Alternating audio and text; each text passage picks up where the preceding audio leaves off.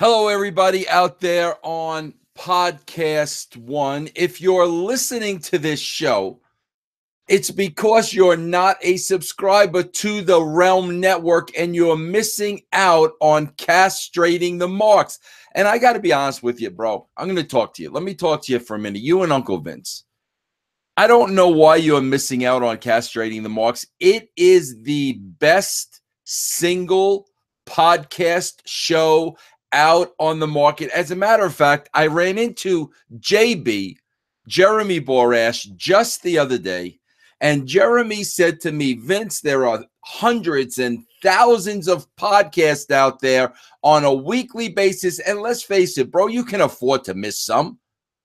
He goes, but I do not ever miss castrating the marks. It is the best show out there. It is the only real honest show out there. Vince, you're not connected to dirt sheet writers. You don't have a relationship with them. You're not giving them dirt and gossip, so they put you over on their sites and on their shows. You call it what it is, and you're one of the few that do that. Bro, you know by calling them out, they're not going to talk about you, and they're not going to report on you, and it might hurt you get followers. But, Vince, we know you don't care about that, bro. We know all you care about is keeping them in check and using their own words to make them look foolish. There's nothing like castrating the marks. You can still get it on the Realm Network, RELMnetwork.com.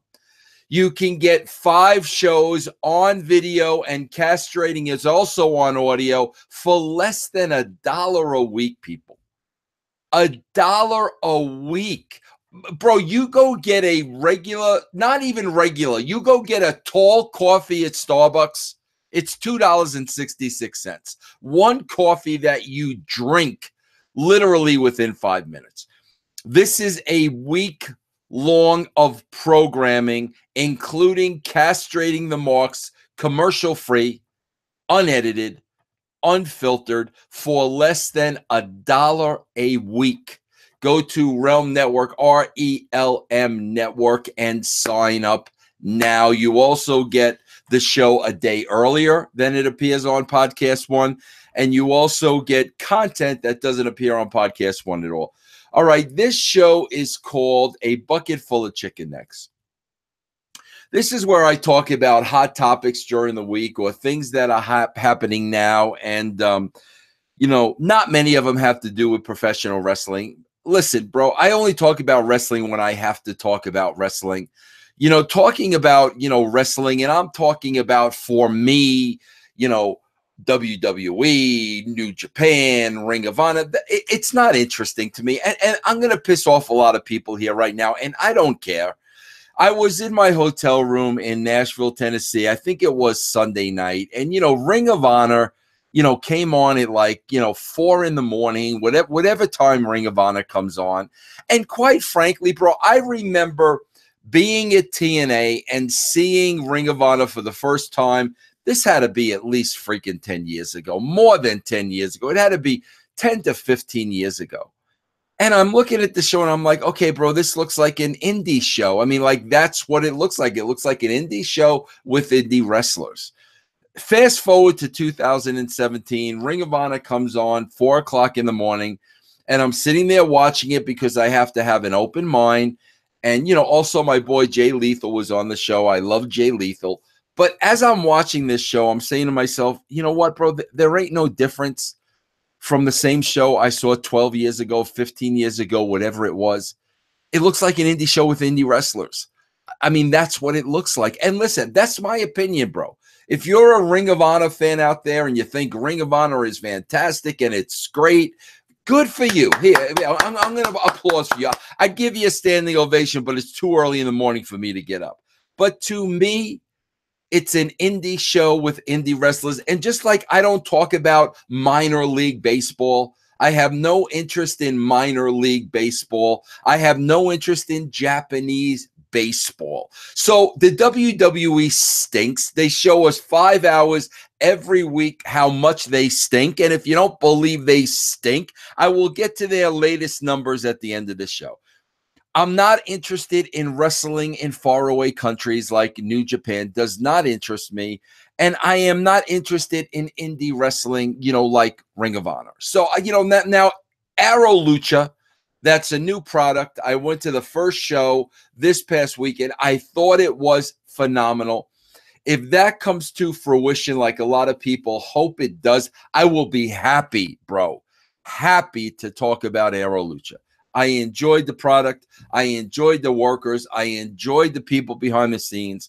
It was very professional. No corners were cut. I'll be happy to talk about that. But the state of wrestling right now, you know what, bro? That's why I'm doing a bucket full of chicken necks. And I guess the top news this morning, I followed the election last night. And, Roy Moore, from Alabama did not win the election. Thank God, bro. Doug Jones won the election. But I have to tell you right now, bro, it was close. I think Doug Jones won by like 1.5 points, a percentage and a half. It was very close, bro. And Doug Jones, in my opinion, he can thank Charles Barkley for being in office right now, because Charles Barkley gave a speech. I think it was on Monday. It was right at the wire. And Charles Barkley basically said, when are we going to stop looking like stupid people to the rest of the world? And he was talking about the people of Alabama wanting to put somebody like Roy Moore in office. And, man, I think those comments from Barkley hit home. I think those comments from Barkley really made these people take a look at themselves. Look, bro, this isn't one sexual, misappropriation against, Roy Moore. This was like 8 people coming forward. This was a guy that was barred from a mall when he was a judge because he was being inappropriate towards 14-year-old girls in the mall. This wasn't he said, she said. This was they said, he said. And at the end of the day, he still wasn't being held. He still wasn't being held accountable for his actions. And, bro, I'm going to tell you, I think he would have won that race if it wasn't for Charles Barkley coming in at the 12th hour. And Charles Barkley, bro, this is a guy that's always going to speak his mind. And when he said to the people of Alabama, when are we going to stop looking stupid to the rest of the world? I think that really woke a lot of people up. They made the right decision. Bro, listen, Republican, Democrat, I don't care about that, bro. What I care about is the character of people. What type of people are we talking about?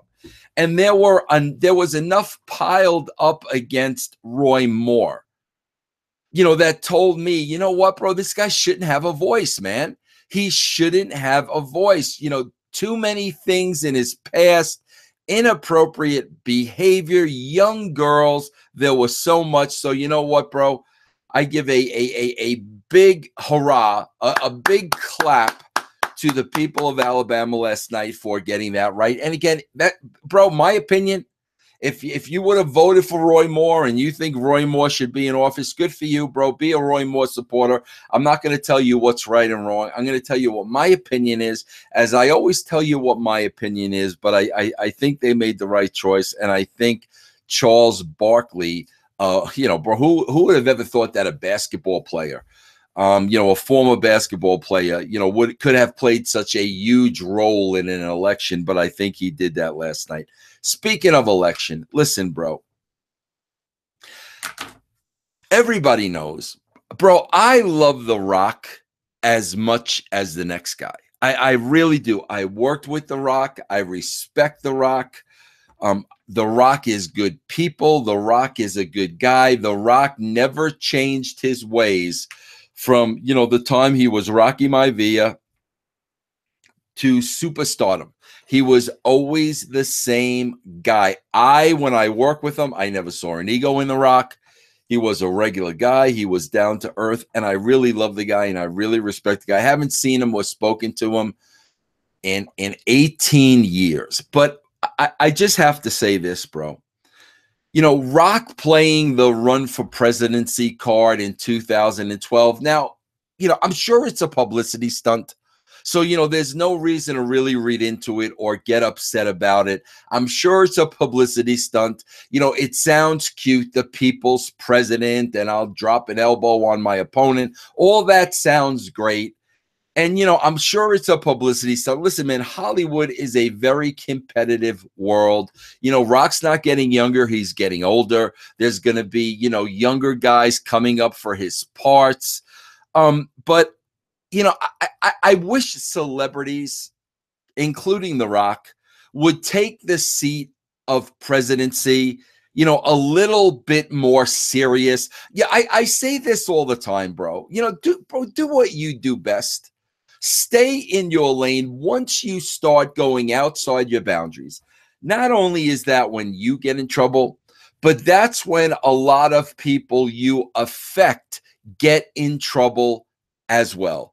Now, Rock was a great wrestler. Rock is a great actor. I know nothing about, Rock's political background. Maybe that's because he doesn't have one.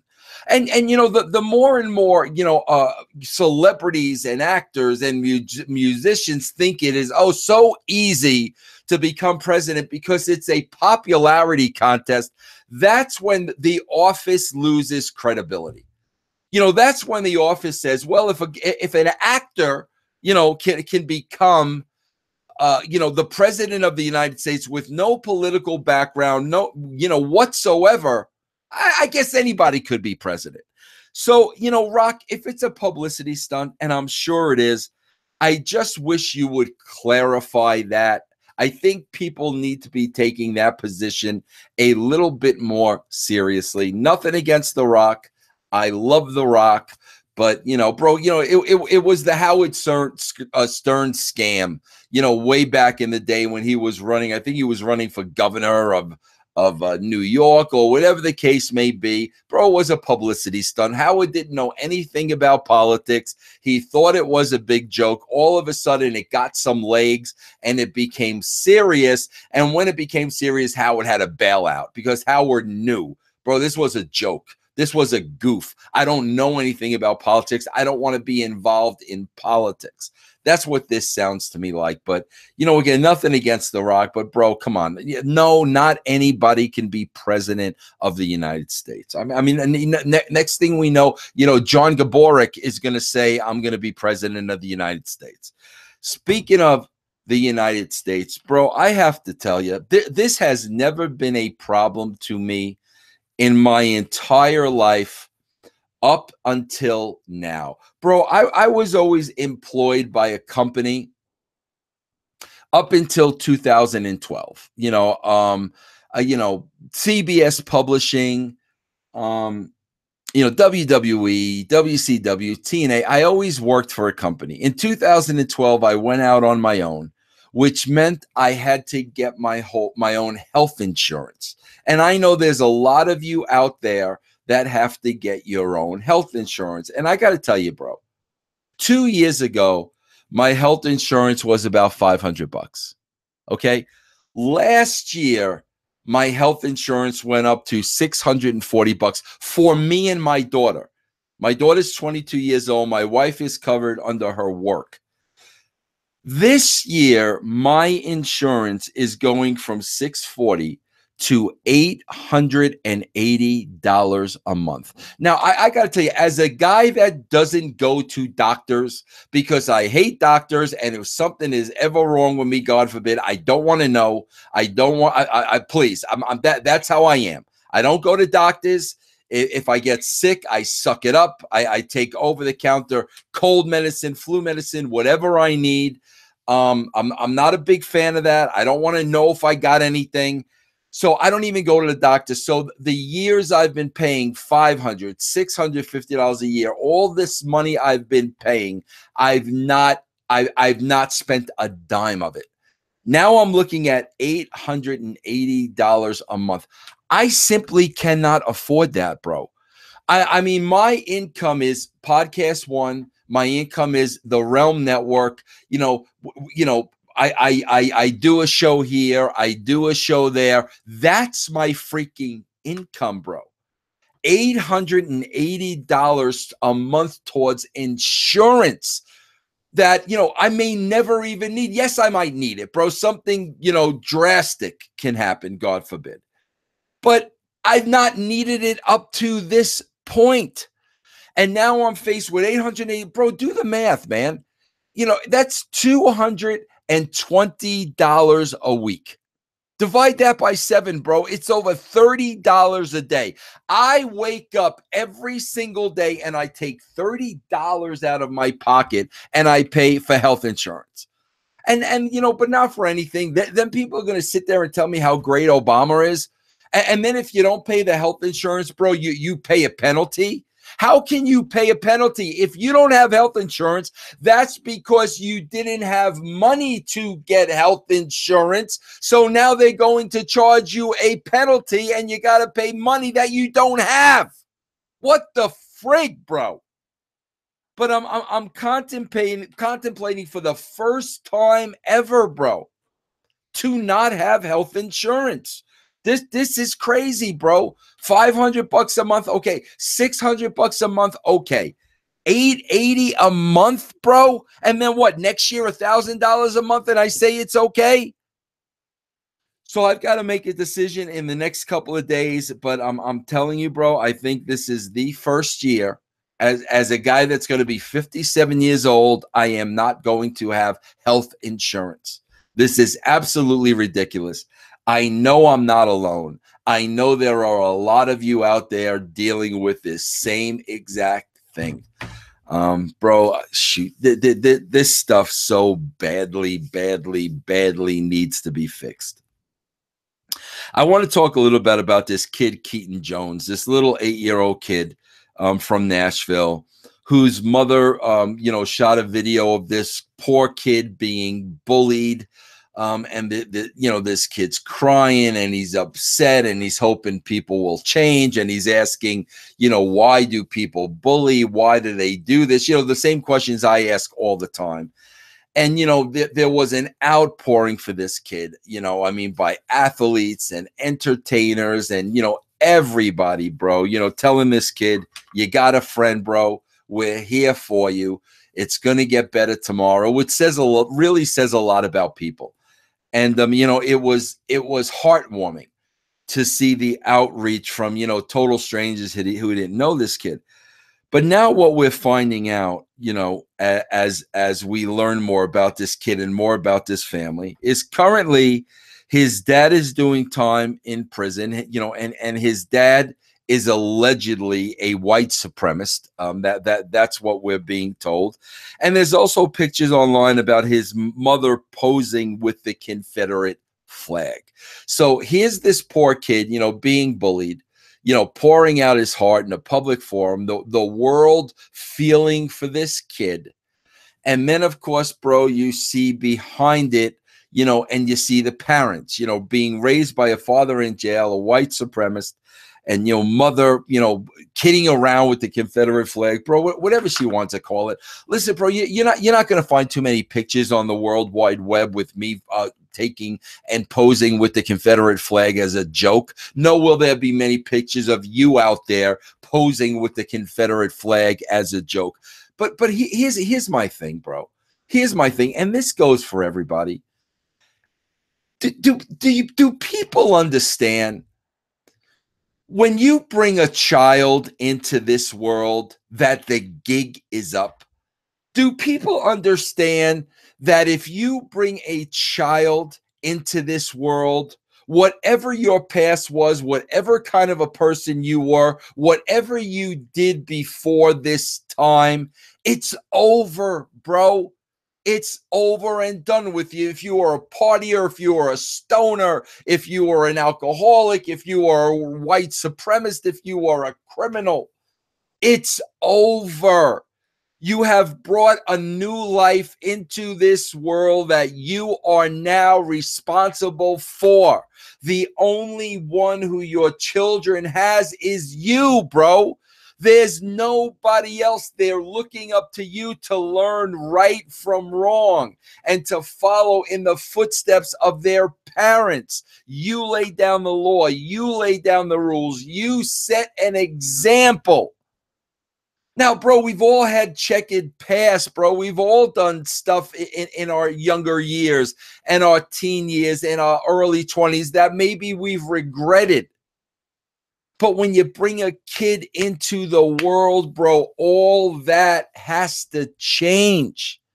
You know, as parents, bro, you have to be responsible. And I just struggle with, I don't understand what is so difficult with people understanding this. It's not about you anymore. If you're going to bring a kid into this world, it's not about you anymore.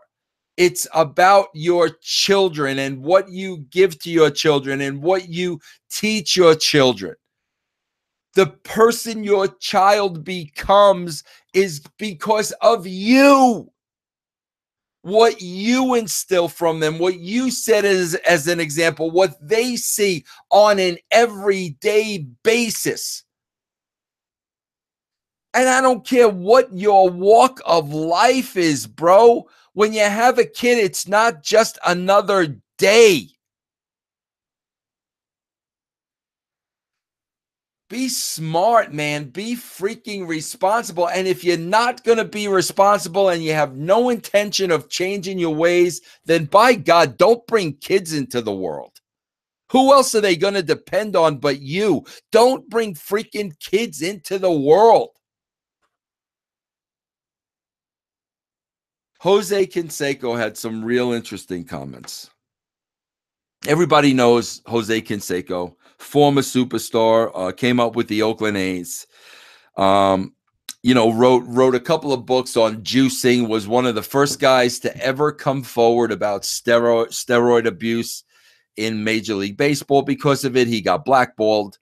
And to this day, Jose Canseco is still outspoken. Still says what's on his mind, but he might have went a little bit overboard in his last statements. He began ranting on Twitter this past Tuesday, saying, "What is going on with all these politicians molesting women? I've been molested by several women and never complained." So in other words, I guess what he's saying is he's been molested by women. And bro, I got to be honest with you. I'm sure he has. This is a good-looking guy. This is a beefy guy. This is a guy that had a lot of money. Bro, I told you. I've spoken about this story before.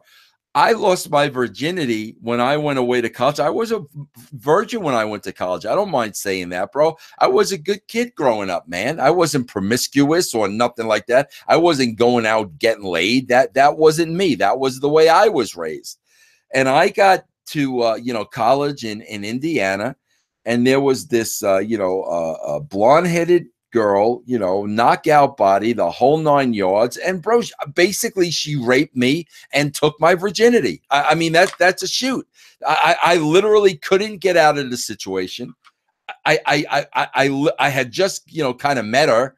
It wasn't a one-night gimmick, but I had only known her for like a week or two. The broad raped me. Yes. So when Jose Canseco says this, between his looks and his popularity and his body and the money, I believe this. But then he's saying he never said anything or he never complained about it. So right there, bro, are you saying that some of these women who were molested unwillingly by some of these politicians and entertainers and men from a position of power, they complained about being molested? And so even with that, bro, you say, you know what? It's Jose Canseco. But then he goes on. Well, I mean, I've been beaten by women, taken advantage of by women, and molested by women. I never complained, but it was kind of a turn on. I see the difference, I guess, because I was a good-looking guy, and these politicians look like a bag of boogers. But this was the next line that really pissed some people off. These women complaining against sexual misconduct are just racist against ugly men. Bro, I got to tell you, I'm the last guy who's politically correct. Like, that's just not me, bro. I say what's on my mind. And, you know, you have snowflakes out there that are sitting on my every word. And as soon as I say something that they can spin a certain way towards their narrative, that's what they do. And that's how, you know, I tend to get myself in trouble, even though I said nothing. But I mean, bro, what Jose Canseco said here isn't nothing. I mean, he's saying women shouldn't be complaining about being molested, and the only reason they came forward is because they're racist against ugly men. And I'm sure, bro, I'm sure once he starts getting pelted by the media, I'm sure by Friday, definitely by the weekend, maybe even as early as today. Of course, Jose Josego is going to say he was only kidding. It was a joke and he didn't mean anything by it. But really, bro, I mean, women complaining because they've been molested, oy, as I like to say, oy vey. Everybody knows there is a new Star Wars movie coming out. I was reading a report back in 1914. This is 3 years ago, bro. This was the release. This was before the release of the last Star Wars movie. Because I always wondered, how much has Star Wars as a franchise earned over the years? And bro, I am always so blown away when an idea from somebody's brain just mushrooms into pop culture and becomes a part of pop culture. And not only pop culture, bro, becomes a staple in the world, you know, for some 40 freaking years. An idea that was in a man's head. George Lucas was there thinking about Star Wars, bro. He had an idea. He had a vision. It was in his head, bro. It was between him and his thoughts. Nobody else. That's where the seed started. And then you look at, bro, the movies, the video games, the action figures, the licensing. And again, bro, that all came from the idea of one man. 3 years ago, Star Wars had earned, as a franchise, as of 3 years ago, $37 billion. Does that not blow you away, bro? And you know, that's the thing I tell you guys all the time. If George Lucas can have this idea to trigger $37 billion, like, bro, why can't you? Why can't you? Who's to say that that idea in your head that you might not be sharing with other people is not worth $37 billion, bro? You just don't know. George Lucas didn't know. Listen to this quote, bro. This is from the Chris Taylor, who's the author of a new book called How Star Wars Conquered the Universe. Listen to what this guy said, Chris Taylor. He, meaning George Lucas, didn't even imagine action figures would be a big thing. All he saw when he was first thinking about products that might emerge from Star Wars was an R2-D2 cookie jar. That's all George Lucas was thinking about. And bro, look at the shape and size of R2-D2. It makes sense. Oh, an R2-D2 cookie jar would be cool. He didn't look at the action figures, bro. The video games, the licensing, the cereal, the bed sheets. $37 billion. And the lesson here is, bro, don't be afraid to have an idea of your own, bro. An original idea of your own, because you never know, bro. George Lucas turned a cookie jar into $37 billion. Bro, if it's meant to be in your life, I talk about this all the time. If it's meant to be in your life, it's going to happen. There's a couple more things I'm going to talk about. I got some topics here, including raw ratings I want to discuss. But before I do, let me tell you about a couple of my sponsors, and please support our sponsors, bro. I need our sponsors to support us, and the only way they support us is if you support them. Please support our sponsors. And if you're looking for a holiday gift for that pro wrestling fan in your life, Pro Wrestling Loot has got you covered. Grab Pro Wrestling Loot's special $20 holiday box today for that special fan in your life. If you're worried about being on the naughty list for not sending a gift in time, they've taken care of that too. This special box guarantees to ship just in time for the holiday. Pro Wrestling Loot is a monthly professional wrestling subscription box filled with wrestling merchandise. This mystery box comes packed with autographed photos, action figures, t-shirts, and exclusive collectibles you will not find anywhere else. Sign up now at ProWrestlingLoot.com for just $24.99 monthly with no long-term commitments. And for all of you first-time subscribers that sign up now, you'll save 10% off your first month's box using the promo code Russo. So head on over now to ProWrestlingLoot.com. Remember, save 10% off your first monthly box by using the promo code Russo. Again, that's ProWrestlingLoot, LOOT.com. Pro Wrestling Loot for the fan in all of us. I also want to tell you about my good friends at Collar and Elbow. Collar and Elbow is a wrestling brand founded by the great Al Snow, and it is based on the traditional values of professional wrestling. Head on over to collarandelbowbrand.com. Use the code Russo and save 10% off your order. That's code Russo at checkout to save 10%. Collar and Elbow, where wrestling passion meets street passion. They have just dropped their new winter line, beanies, hoodies, and all new designs. Don't get left out in the cold this winter. Collar and Elbow will make sure you get all the heat. I want to tell you about a movie I saw over the weekend with my wife, Amy. It's a great movie. I recommend it to all of you. It's called The Disaster Artist. It stars James Franco, and what it's about is it's about this guy. It's based on a true story. The guy's name is Tommy Wiseau. Tommy Wiseau made, produced, directed, and starred in what many people call the worst movie of all time. It is called The Room. And The Room, $6 million this movie cost Tommy Wiseau. In its first weekend of release, the movie grossed $1,800. Did you hear what I said? Tommy Wiseau spent $6 million on the picture.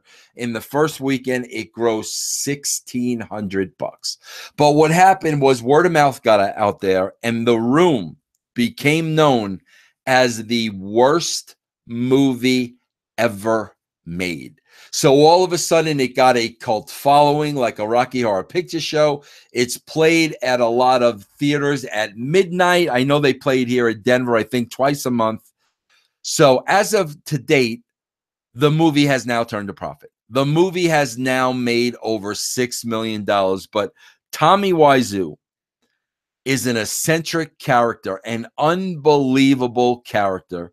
Nobody knows where he's from. Nobody knows how old he is. He has an accent that he claims is from Louisiana, and it sounds nothing like Louisiana. Nobody knows where he got the $6 million for the movie. James Franco became enamored with this movie, The Room, and Tommy Wiseau's partner wrote a book about the experience of making The Room that Franco bought the rights to. James Franco bought the rights to the book, so they made this movie, The Disaster Artist. Unbelievable movie, bro. Unbelievable job by James Franco. You see this movie, you're going to want to go see The Room. I want to see The Room now. I've never seen it before, but if you want to see characters, bro, if you want to see acting, if you want to see great dialogue, The Disaster Artist with James Franco. I also want to let you guys in on a little something, man. They're go to this website, MoviePass.com. My daughter turned me on to this MoviePass.com. It sounded too good to be true, but I signed up and I've been using it.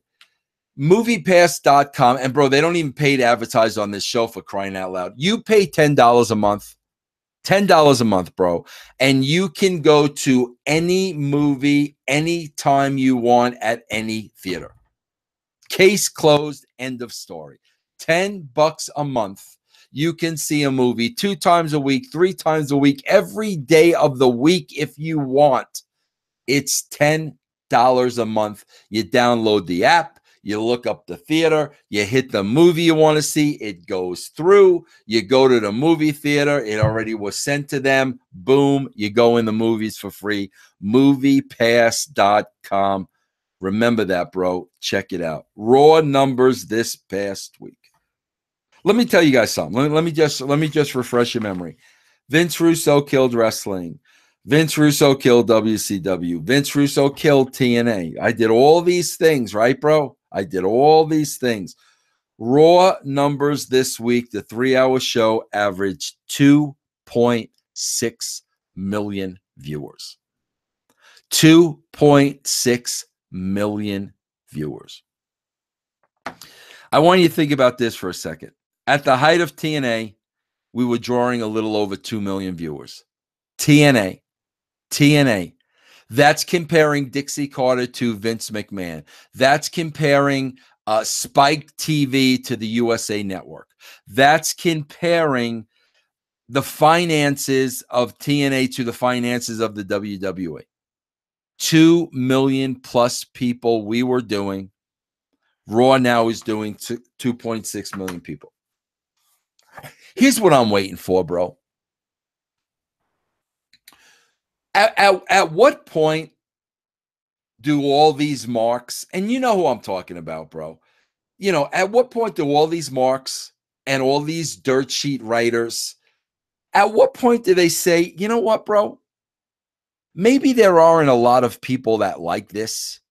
Maybe there aren't a lot of casual wrestling fans and casual television viewers that like all this flip-flop and flying and acrobatics in their wrestling in the United States. Maybe there's not a lot of people who don't like wrestlers who don't look like wrestlers. Maybe there's not a lot of people who don't like their wrestling without storylines. Maybe there's not a lot of people who don't like their wrestling without characters. Maybe there's just a few of us that really like this brand of wrestling. You know, maybe Nakamura didn't take to the world like I thought he would. You know, maybe Sami Zayn and Kevin Owens and Finn Balor aren't beloved by the entire world like we thought they were. I want to know what that number has to go down to in order for these people to come forward and say, you know what, we were wrong. We like this product because we're marks. But a lot of people don't like this product. Nobody's watching this style of wrestling in the States. Nobody. When is the confession made? 2 million people? I mean, do we still have to lose 600,000 viewers? When does Dave Meltzer go on there and say, I was wrong? People don't dig this. People don't like this.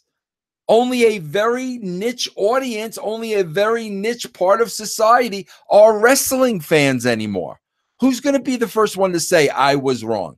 That's what I want to know, bro. Who's going to be the first one to say everything we boast about, everything we talk about, you know, Finn Balor being the greatest wrestler on the planet? We were wrong because, quite frankly, nobody cares about wrestling anymore. And speaking of not caring, I'm going to say this one time. I say it once a year. I'm going to ask my buddy Blaine at Podcast One to please not edit me, Blaine, please, for this. I think the word is appropriate, and I think you will agree with me. I'm going to say this once and once only to my family. Get this message out to them. Get it out to my wife. Get it out to my kids. No shitty Christmas gifts. And we go through this every freaking year because my family, no thought is put into my Christmas gifts. They completely disregard what I tell them that I want. They wait till the last minute. They put a financial limit on it. They only spend X amount of dollars. And I'm going to be quite frankly with you. 99.9% of the time, it's crap. 99.9% of the time, it's absolute shit. And I'm tired of the shitty Christmas gifts. And I'm getting older. And God knows how many Christmases I have left. I want good gifts. I want you to think about my gifts. I want you to listen to what I want. I want some thought put into my gifts, and I don't want any monetary restrictions put on my gifts. And if I get a shitty gift, when you hand it to me and I open it, and half of the time you don't even wrap it because you don't want to pay for the wrapping because you're cheap bastards. If I open it and it's a shitty gift, I'm going to tell you this is a shitty gift. Don't throw out the receipts. Keep the receipts, because if it's a shitty gift, it's going back. You've been warned. You still have, let me see, 12 days before Christmas as of today. That gives you plenty of time. That's it for Bucket Full of Chicken X. I'm going to listen. I got a little Christmas present for my audience, especially the listeners on Podcast One. Pay attention to the Realm Network. Pay attention to russosbrand.com. Pay attention to my Twitter account at the Vince Russo. There is going to be an opportunity in the next couple of days for you to get back on the castrating bandwagon. Guys, if you're a wrestling fan and you're seeing what I'm seeing, and we're down to 2.6 million viewers, we need to freaking band together, and we need to castrate these marks. We need to get rid of these marks, and the casual wrestling fans and the real wrestling fans need to take back over the industry. You need to be a part of this. Otherwise, the 2.6 million is going to go down to 2 million. I'm going to be talking to you this same time next year. The WWE is going to have an audience of 1.5 million people. So castrating the marks is our duty to not only the WWE, but professional wrestling as a whole. Listen up. There's going to be an announcement so we can all hop on the castrating the marks bandwagon. Listen up, realmnetwork.com, russosbrand.com, at the Vince Russo. Also remember to turn on to the Podcast One app. There's no other podcast app like this. You can download the all-new Podcast One app in the App Store or on Google Play. It is very, very interactive. There's fresh content on there. It's easy to communicate and comment with others on the show. Check it out, the new Podcast One app. All right, everybody, that is it. I believe I am back tomorrow with Lions, Tigers, Bears, and Disco. Hope you enjoyed the show. See you tomorrow. Same bat time, same bat channel.